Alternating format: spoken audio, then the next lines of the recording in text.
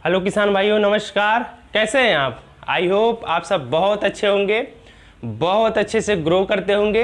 YouTube channel smart fish farming में आप सभी का स्वागत है। मैं मत्स्य पालक, आपका दोस्त, आपका भाई आशीष यादव।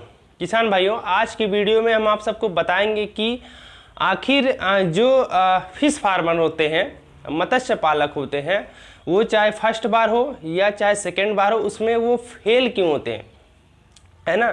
जब भी कभी अगर कोई फिश फार्मर, मत्स्य पालक फेल होता है तो उससे क्या होता है, सभी फार्मरों में, खास करके जो न्यू है या फर्स्ट ईयर फार्मिंग कर रहे हैं या फिर जो नेक्स्ट ईयर फार्मिंग करना चाहते हैं, स्टार्ट करना चाहते हैं मछली पालन, उनमें बहुत ज़्यादा निगेटिविटी फैलती है, नकारात्मकता जाती है कि वो फार्मर सक्सेस नहीं हुआ, फेल हो गया, फिश फार्मर अच्छा नहीं है, इसमें घाटा है, मुनाफा नहीं है। एक तो जो फार्मर अनसक्सेस होता है उसे दिक्कत होती है, उसे परेशानी सहनी पड़ती है, घाटा सहना पड़ता है। दूसरा, उसे देख करके जो उससे बहुत सारे फार्मर जुड़े होते हैं, क्योंकि देखिए फिश फार्मिंग ऐसा बिजनेस है जो अगर आप फिश फार्मिंग कहीं कर रहे हैं, तालाब बना रहे हैं, तो 1 से 2 साल बाद आपके बगल में कोई और तालाब बना लेगा, अगर देखेगा वो आपको बेनिफिट है तो। लेकिन अगर आपको बेनिफिट नहीं है, कोई एकदम मूड बना लिया कि तालाब बनाना, तो भी आपको देख करके नहीं बनाएगी, क्योंकि उसका घाटा हो गया। ये नहीं कोई पता करता कि आखिर इसका क्यों घाटा हो गया, क्योंकि बहुत सारे फार्मर ऐसे हैं जो मछली पालन में करोड़ों करोड़ों रुपए कमा भी रहे हैं, और कुछ लोग ऐसे हैं जो पैसे गंवा भी रहे हैं, है ना। तो देखिए फिश फार्मिंग जो है प्रॉफिटेबल बिजनेस है, बहुत अच्छा प्रॉफिट है। लेकिन क्या है, कुछ फार्मर गलती कर देते हैं, कुछ गलतियां कर देते हैं, जिसके वजह से वो प्रॉफिट नहीं कमा पाते, जिससे उन्हें घाटा सहना पड़ता। तो किसान भाइयों, आज की वीडियो में हम आप सबको बताएंगे कि कुछ ऐसे पॉइंट्स चार्ट पे लिख करके आपको बताएंगे कि अगर आप कभी मछली पालन में फेल हुए हैं, है ना, मछली पालन में फेल हुए, या फिर अगर आप नए हैं, मछली पालन करना चाहते हैं या करने जा रहे हैं, या फर्स्ट ईयर मछली पालन करते हैं, तो जो पॉइंट हम बताएंगे उसको आप देखिएगा, मैचिंग करिएगा, क्या कहीं इसमें हमारी फॉल्ट तो नहीं है। ऐसे स्टेप बाय स्टेप करके आपको कुछ ऐसे पॉइंट बताएंगे यहाँ वहाँ, जैसे कि ये पॉइंट है, देखिए तालाब आपका कितना बड़ा है, उसमें कौन सी फिश डालना चाहिए, इस हिसाब से हमारा तालाब कितना बड़ा है, मैचिंग करिए, जो हमने बताया उससे मैचिंग करिए, उतना है उसी हिसाब से किए हैं या नहीं किए हैं। अगर आप कभी फेल हुए हैं तो 100% गारंटी के साथ कहते हैं कि कहीं ना कहीं आप मिस्टेक किए होंगे, क्योंकि फिश फार्मिंग में अगर आप थोड़ा सा भी मेहनत कर दें, 40% ही मेहनत कर दें, तो उसमें घाटे वाली सौदा नहीं है मछली पालन। तो किसान भाइयों, अगर आप मेरे चैनल पे नए हैं, मेरे वीडियो को आप पहली बार देख रहे हैं, तो प्लीज़ हमारे चैनल को सब्सक्राइब कर लीजिए। हम आपको वीडियो के माध्यम से मछली पालन से संबंधित इसी तरह नई नई जानकारियां आप सबके साथ शेयर करते रहेंगे। तो किसान भाइयों, बने रहिए वीडियो के अंत तक। चैनल के एक छोटे से इंट्रो के बाद फिर आपको हम डिटेल से बताते हैं, चार्ट पे लिख करके आपको समझाते हैं कि वो कौन कौन से पॉइंट्स हैं जिन पे मछली पालक अमल नहीं करते हैं, जिसके वजह से उन्हें घाटा हो जाता है और वो मछली पालन में फेल हो जाते हैं।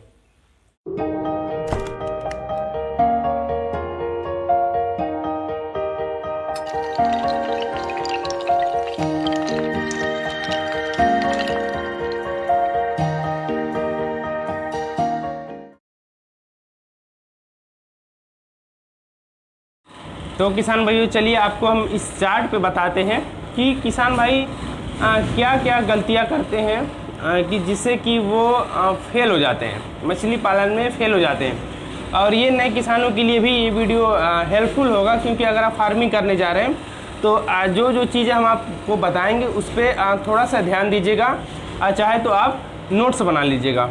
और किसान भाई, ये वीडियो थोड़ा सा लंबा हो जाएगा, थोड़ा सा आप टाइम दीजिएगा, लेकिन आपको इन्फॉर्मेशन भी उतना ही मिलेगा जितना वीडियो लंबा रहेगा। तो सबसे पहले बताते हैं पाउंड मेकिंग में, ठीक है। पाउंड मेकिंग,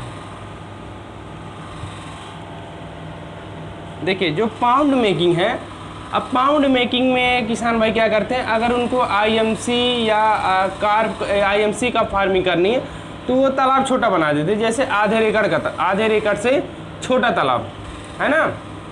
तो आईएमसी के लिए जो बेस्ट तालाब का एरिया होगा वो होगा आईएमसी के लिए वो आधे एकड़ से लेके, देखिए सीधे सीधे लिख दे रहे हैं,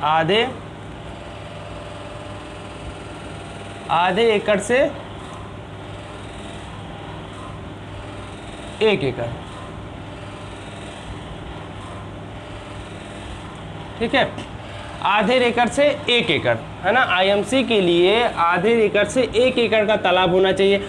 अगर आप आधे एकड़ से छोटा तालाब करते हैं तो क्या होता है कि आपकी मछली का ग्रोथ नहीं होगा, और ग्रोथ नहीं होने के कारण आपको बेनिफिट नहीं मिलेगा, खर्चा ज़्यादा लगेगा, जिससे आप मछली पालन में फेल हो जाएंगे, ठीक है। ये तालाब बनाने में अगर आप लोग देख लीजिएगा कोई गलती किए होंगे, जो मत्स्य पालक फेल हुए होंगे या जो नए मत्स्य पालक हैं, वो अगर आईएमसी का फार्मिंग करना चाहते हैं तो आधे एकड़ से लेकर के 1 एकड़ का तालाब बनाइएगा, वो बेस्ट होगा।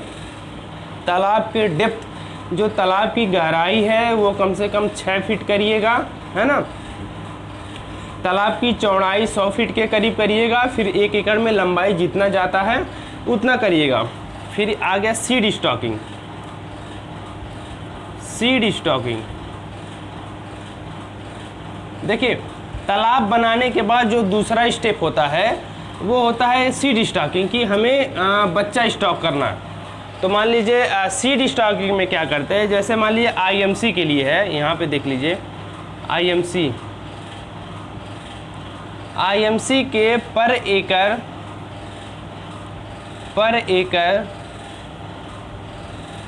5000 फिंगर साइज,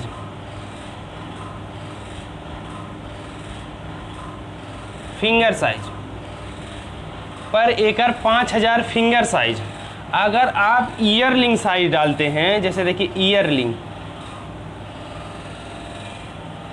ईयरलिंग साइज डालते हैं तो 4000, ठीक है। ईयरलिंग साइज डालते हैं तो 4000 सीड स्टॉक करना है पर एकड़,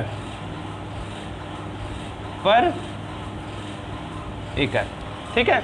ये देखिए सीड स्टॉकिंग में देखिए, ये आईएमसी के लिए है और कार्प के लिए भी है ना। आईएमसी कार्प दोनों के लिए है। इसको ऐसे ना करके ऐसे कर देते, आईएमसी कार्प के लिए। अगर आप फंगासियस करते हैं,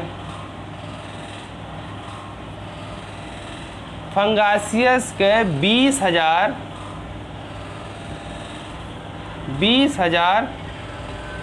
पर एकड़ फिंगर साइज, ठीक है। पर एकड़ फिंगर साइज विथ एरिएटर, ये चीज़ पे ध्यान दीजिएगा क्योंकि ये हाई डेंसिटी है, ठीक है। विथ एरिएटर, ठीक है, ये हो गया हाई डेंसिटी।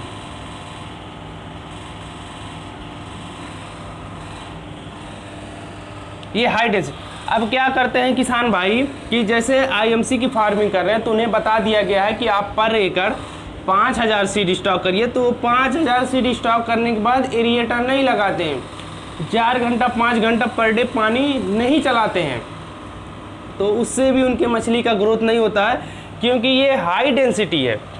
ये जो है ये आपका हाई डेंसिटी है, ये भी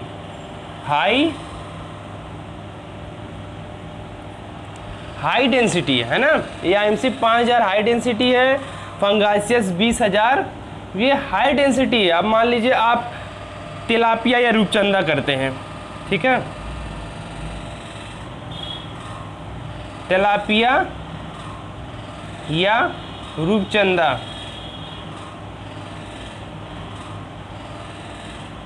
आप तिलापिया या रूपचंदा करते हैं तो हाई डेंस 10,000 प्रति एकड़ हाई डेंसिटी। कोई अगर हाई डेंसिटी कहता है तो उसका मतलब जान लीजिए कि विथ एरिएटर है। हाई डेंसिटी पे आपको एरिएटर लगाना ही पड़ेगा, नहीं तो वो बेनिफिट आपको नहीं मिलेगा जो मिलना चाहिए।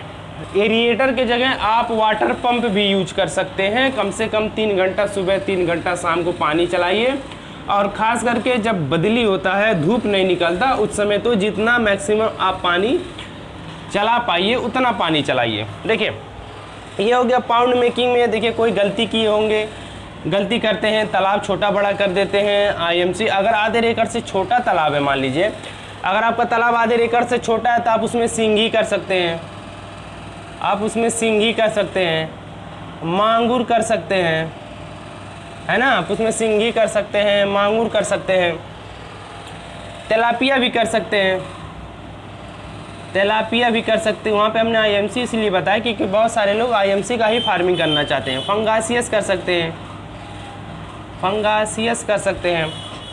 और फंगासियस के लिए तालाब आप कभी भी बनाइएगा तो यहाँ पे फंगासियस के तालाब कभी भी बनाइएगा तो मैक्सिमम 1/2 एकड़, 0.5 एकड़, ठीक है। फंगासियस के लिए कभी तालाब बनाइएगा तो 0.5 एकड़ का बनाइएगा।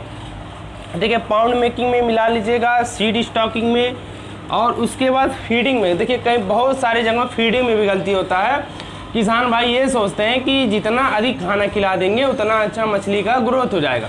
तो ऐसा नहीं है कि आप 1 एकड़ में 5000 आईएमसी स्टॉक की है, आप 1 ट्रक दाना खिला दीजिए, आप उसमें 10 बोरी दाना पर डे खिलाइए, 1 महीने में हमारी मछली 1 केजी की हो जाएगी, ऐसा नहीं होगा, है ना।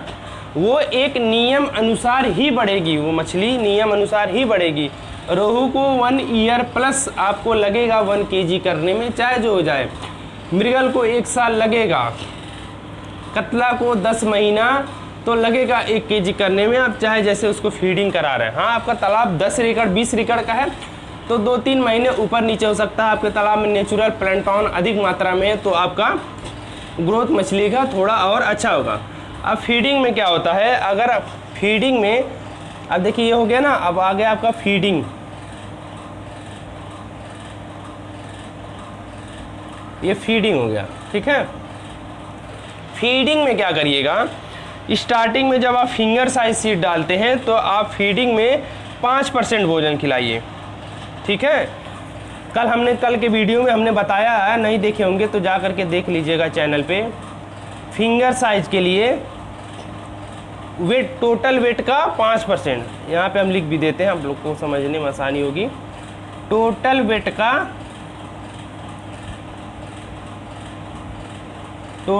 का 5%। अब जैसे जैसे मछली का ग्रोथ होता जाता है वैसे वैसे ये परसेंटेज घटाते जाइए। एक समय आप 4% पे लाइए, 4%, फिर आप लाइए 3%, टोटल वेट का 3%। अब मान लीजिए आपकी मछली 300 ग्राम की है, 300 ग्राम प्लस है तो आप इसको 3% दीजिए। 150 ग्राम से 300 ग्राम तक है तो आप इसको 4% दीजिए। यहाँ पे 4% है, 4% दीजिए। ये फीडिंग में हो गया।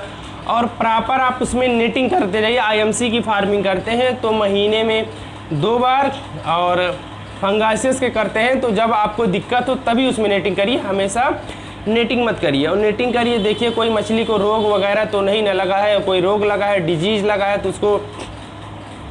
उसको दवा का इस्तेमाल करिए। क्योंकि देखिए, और दवा का इस्तेमाल भी देखिए कि अगर आप कोई दवा डालते हैं, जैसे आप सिफेक्स डालते हैं तो सिफेक्स क्या करता है, फंगस वगैरह को तो ठीक करता है, लेकिन क्या है मछली का ग्रोथ भी रोक देता है। अगर आप साल में 2-4 बार अगर आप दवा डाल लें तो आपकी जो हार्वेस्टिंग 10 महीने में होने वाली है वो आपका 12-13 महीने में चल जाएगी। क्योंकि सिफेक्स जो होता है मछली की दवाएं क्या है, मछली के ग्रोथ को रोकती हैं। तो हमें बहुत ज़्यादा दवाएं भी नहीं प्रयोग करना है। तो जब दवाएं नहीं प्रयोग करना है तो उसके लिए तो हमें प्रॉपर ध्यान देना होगा। और प्रॉपर किस चीज़ पे ध्यान देना होगा, हमें वाटर क्वालिटी पे, वाटर क्वालिटी। जब आपका जैसे हम इंसानों में कहा जाता है कि पेट सफा तो हर रोग दफा। अगर पेट सही है तो कोई मछली को रोग नहीं लगेगी, लेकिन फिश फार्मिंग में क्या है कि अगर आपका वाटर क्वालिटी मेंटेन है, ठीक है, अगर आपका वाटर क्वालिटी मेंटेन है तो आपकी मछली को कोई रोग नहीं लगेगा। और हमेशा जब भी आप मछली को दाना खिला रहे हैं तो दाने के साथ लिवर टॉनिक और लिवर टॉनिक के साथ या आप ग्रोथ प्रमोटर दे सकते हैं, नहीं तो मिनरल, लिवर टॉनिक और मिनरल ज़रूर दीजिए। लिवर टॉनिक क्या करता है, लिवर को मजबूत रखता है, मछली को खाना अच्छे से पचता है, जिससे मछली का ग्रोथ अच्छा होता है, अच्छे से भोजन खाएगी अच्छा होता है। और मछली के शरीर में विटामिन का भी जाना बहुत आवश्यक होता है कि उसके जल्दी ग्रोथ के लिए। अब आप लोग सोचते होंगे कि अगर ऐसे हम मिनरल दिए, लिवर टॉनिक दिए तो हमारा कॉस्ट ज़्यादा पड़ जाएगा। तो आप ये मान के चलिए, अगर आप मिनरल और लिवर टॉनिक देते हैं तो मैक्सिमम पर फिश के ऊपर आपका, मैक्सिमम आपके पर फिश पे आपका 5 रुपया, मैक्सिमम पर फिश पे आपका 5 रुपया खर्च होगा लास्ट में, लेकिन वो बेनिफिट आपको 15 रुपये का देगा, है ना। क्योंकि हम लोग, अगर आप बिजनेस के लेवल पे अगर आप फार्मिंग कर रहे हैं, है ना, तो आपको ये सारी चीज़ें आपको यूज करनी ही पड़ेंगी। ये सारी चीज़ें आप लोग मिला लीजिएगा कि हमने यहाँ पे कोई गलती तो नहीं की। देखिए, अब फिश फार्मिंग का जो चैप्टर है, फिश फार्मिंग बहुत बड़ा चैप्टर है ना, मछली पालन बहुत बड़ा चैप्टर है। लेकिन और उसके पीछे अगर जो किसान भाई फेल होते हैं उसके पीछे भी बहुत बड़ा चैप्टर है। हम अगर पूरी वीडियो बनाएं, पूरे एक एक पॉइंट को गिनाएं कि कैसे कैसे होना चाहिए, तो हमें कम से कम 5 से 6 घंटे, प्रॉपर 5 से 6 घंटे का एक वीडियो बनाना पड़ेगा, है ना। ट्रेनिंग वगैरह में वही सारी चीज़ें बताई जाती है, स्टार्टिंग से लेकर के लास्ट तक बताई जाती हैं। लेकिन अगर स्टार्ट में हम बनाएं तो आपको कम से कम 5-6 घंटे का वीडियो हो जाएगा। लेकिन शॉर्ट में जो मेन चीज़ें होती हैं वो हमने आप सबको बता दिया, आप सब इस पर मैच कर लीजिएगा। ये सारी, अगर इतनी ही चीज़ें जितना हमने बताया, यही इतनी ही चीज़ें अगर आप लेकर के चलेंगे, मैच करके चलेंगे, तो फिर आप मछली पालन में कभी फेल नहीं होंगे। हाँ, ये हो सकता है कि आपका मुनाफा कुछ हद तक घट सकता है, जहाँ 1 लाख कमाने का होता है वहाँ आप 80,000 कमा सकते हैं, लेकिन फेल तो आप नहीं होंगे प्रॉपर अगर आप इन सारी चीज़ों पे ध्यान देंगे। तो किसान भाइयों, आशा करते हैं कि ये वीडियो देख करके आपको समझ में आ गया होगा कि हमें फार्मिंग किस तरीके से करना चाहिए और किसान भाई क्यों फेल होते हैं। इन सारी चीज़ों से मैच कर लीजिएगा। तो अगर ये वीडियो आपको पसंद आया हो तो प्लीज़ वीडियो को लाइक करें, शेयर करें, कमेंट्स करें और चैनल को सब्सक्राइब ज़रूर करें, हमें सपोर्ट करें। जब हमारे चैनल को सब्सक्राइब करेंगे, हमें सपोर्ट करेंगे, तो हम आप सबके लिए इसी तरीके का और भी वीडियो लेकर के आते रहेंगे, जिससे कि आपको फिश फार्मिंग में आपकी जो नॉलेज है वो पर डे गेन होती जाए। और किसान भाइयों, अगर आप मछली पालन की ट्रेनिंग लेना चाहते हैं तो आप हमारे व्हाट्सअप नंबर पे कांटेक्ट कर सकते हैं। हमारा व्हाट्सअप नंबर आपको डिस्प्ले के बगल में मिल जाएगा। हम आपको बता भी देते हैं, हमारा व्हाट्सअप नंबर है 6386082704, हिंदी में 6386082704। तो किसान भाइयों, अभी के लिए आपसे विदा लेते हैं। कल एक इसी तरह नई जानकारी लेकर के आप सबके सामने फिर उपस्थित होंगे। तो अभी के लिए नमस्कार।